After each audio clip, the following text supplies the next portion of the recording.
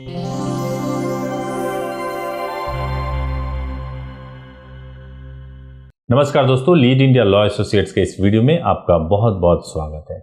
दोस्तों, इस वीडियो में मैं आपको बताऊंगा यदि आपने शादी किया है और आपके पार्टनर को यदि मुकरने की स्थिति आ जाए तो उस स्थिति में आप क्या करें।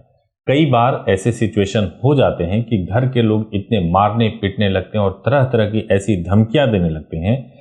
कई बार तो ऐसे हो जाते हैं कि आपको ऐसे ब्लैकमेल किया जाता है, जैसे आपके घर में आपके माँ या आपके पिता की जैसे कि उनको हार्ट अटैक आ जाएगा या कोई आपके शादी करने की वजह से उनकी मृत्यु ही हो जाएगी। ऐसी परिस्थिति भी क्रिएट करने की कोशिश करते हैं और उस वक्त यदि आपके सामने ऐसी समस्या आ जाए कि आपको मुकरना ही पड़े तो आप क्या कर सकते हैं और इस सिचुएशन को कैसे डील करेंगे।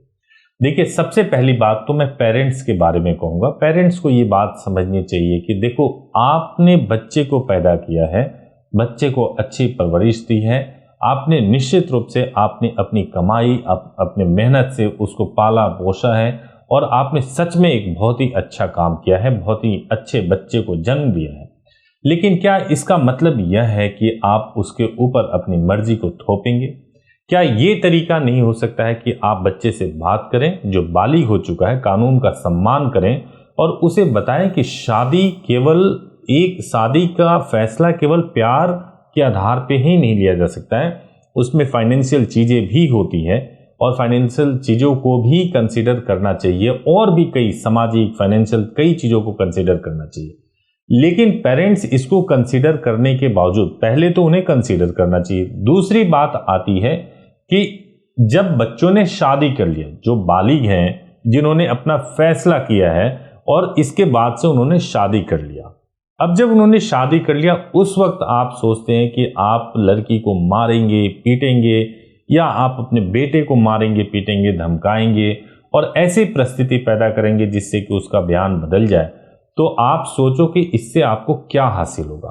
आपके ऐसा करने से आप ज़्यादा से ज़्यादा ये कर सकते हैं कि पुलिस थाने में जा सकते हैं और पुलिस थाने में जा करके आप लड़के के खिलाफ किडनैपिंग, रेप इत्यादि के मुकदमों में आप उसको बुक करवा सकते हैं। उसके ऊपर फॉल्स एलिगेशन लगा करके आप उसको परेशान करने की कोशिश कर सकते हैं। लेकिन क्या आप सफल हो सकते हैं?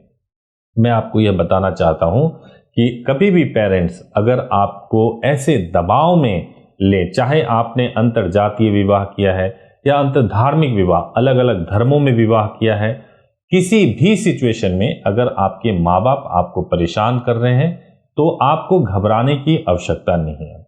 अगर परिस्थिति के अनुसार आपने, यानी लड़की की मैं बात कर रहा हूं, आपने डर के या परिस्थिति के आगे झुकते हुए अगर आपने अपने बयान बदल दिए और थाने में जाकर के आपसे जबरदस्ती एफआईआर लिखवा दिया जाता है कि आपके साथ किसी लड़के ने, जिसके साथ आपने विवाह किया, तो उसने जोर जबरदस्ती की, आपका अपहरण किया, आपके साथ रेप करने की कोशिश की, ऐसे धाराओं में अगर बयान लिखवा दिया जाता है तो आप ऐसा बिल्कुल मत समझिए कि सब कुछ समाप्त हो चुका है। जैसे ही यह एफआईआर रजिस्टर्ड किया जाता है उसके बाद से आपके पास मौका होगा कि अगर जो आपके पार्टनर हैं वो कोर्ट में जाएंगे तो आपको कोर्ट में जरूर बुलाया जाएगा।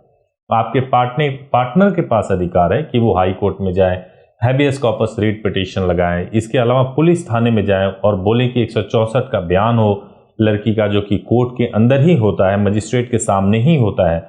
जब कभी भी अगर आपने बयान बदला है, यानी लड़की ने बयान बदला है, तो आपके लिए यह जरूरी है कि पुलिस के सामने आप चाहे जो मर्जी बयान दें, आप अपने घर वालों के सामने चाहे जो मर्जी बयान दें, चाहे उनकी पूरी बात ही मान लें, लेकिन जब कोर्ट में जाए तो वहां पे बिल्कुल ना डरे। वहां पे आप अपने मन की बात कहें, वहां पे आप वो सच बताएं जो सच आप कहना चाहती हैं।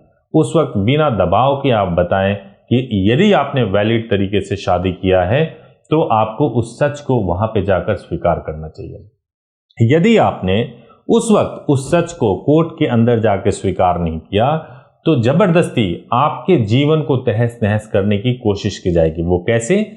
कि आपके उस शादी को खारिज कराया जाएगा जबरदस्ती। चूंकि आपने बयान बदल दिया तो उसके बाद से होगा क्या कि ये कानूनी मामला चलता रहेगा, लड़के को जेल भेज दिया जाएगा, आपके शादी को तोड़ने की कोशिश की जाएगी, लेकिन जब कोर्ट में जाएंगे तो कोर्ट में आपके सभी दस्तावेज सही पाए जाएंगे तो शादी आपकी टूट नहीं पाएगी।